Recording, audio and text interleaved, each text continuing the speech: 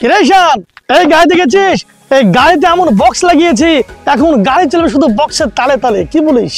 তাহলে তো আপনার গান আসতে বাজছে, জোশ দিতে পারছে না, গাড়ি তালে তালে তো বাজছেই না। জোশে দেন, আরো জোশে দেন। আরে থাম থাম, কেমন একে চলছে। এমনি দেখ কি জোরে গান বাজে, দেখ কি জোরে গান বাজছে দেয়া। কি ব্যাপার, মসজিদের সামনে এভাবে গান বাজাচ্ছে কে এত জোরে জোরে?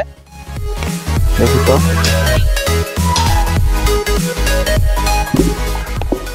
এ ভাই, আপনারা মসজিদের সামনে এভাবে গান বাজাচ্ছেন? তো কি হয়েছে? তো কি হয়েছে মানে? আর একটু পর তো আজান হবে, সবাই নামাজ পড়তে যাবে, আর আপনি এখানে এত জোরে জোরে গান বাজাচ্ছেন। আপনারা কি দেখতে পাচ্ছেন না পাশেই মসজিদ? আমি কি মসজিদে টাকা গান বাজাতে গেছি নাকি? আমি তো এখানে গান বাজাতে গেছি। আপনাদের তো হুজুরের সঙ্গে কোনো কথা বলার আমার ইচ্ছা নাই। যান এখান থেকে, ডিস্টার্ব করেন না। আপনি এসব কি অযৌক্তিক কথা বলছেন? পাশে মসজিদ, আপনি এখানে গান বাজালে তো অবশ্যই সাউন্ড যাবে নাকি? কিসের অযৌক্তিক? আপনারা হুজুর আপনারা বলেছেন যা কিছু সব আল্লাহর ইচ্ছায় হয়, তাহলে আমরা তো কেন বলছি আল্লাহর ইচ্ছায়? এখানে কোনো অযৌক্তিক কথা নাই। এখানে আপনি এসব কি ধরনের কথা বলছেন? আপনার সঙ্গে আমার কোনো কথা বলে ইচ্ছা আমার নাই।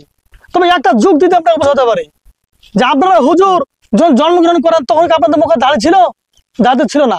তাহলে আপনারা হুজুর কেন এত বড় বড় আপনারা দাঁড়িয়ে রাখেন বলেন? তাই আপনার সঙ্গে কথা বলতে পারি একটা শর্তে, যদি আপনি ওই দাড়ি কেটে আসতে পারেন তাহলে আপনার সঙ্গে কথা বলবো, তার আগে আমি আপনার সঙ্গে কথা বলবো না। যান আপনি দাড়ি কেটে আসুন। ঠিক আছে, দাড়ি কেটে আসতে হবে তারপরে কথা বলবেন?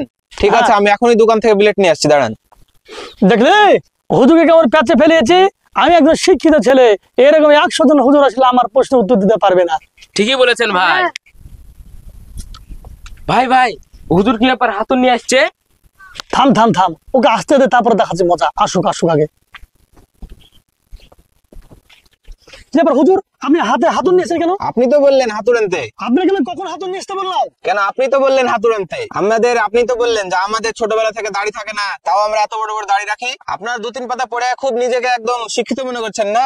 আপনারা ভাবছেন যে আমরা কিছুই বলতে পারবো না। ছোটবেলা থেকে তো আপনার দাঁতও ছিল না।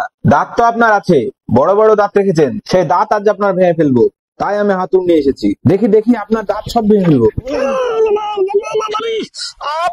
আচ্ছা বেদব হুজুর, আপনি হাতুড়ি দিয়ে মারলেন? আমি ওদের বেদব হুজুর দেখিনি। কেন, আপনার যুক্তি দিয়ে তো আমি আপনার দাঁত ভাঙছি। ছোটবেলা থেকে কি আপনার কি দাঁত ছিল? ছিল না তো নাকি? এখন আপনার সব দাঁত ভেঙে ফেলি? আপনি এখন জানতো চান? আপনার সঙ্গে পরে কথা বলবো, আপনি এখন জানতে। কেন, এখন কেন যাবো?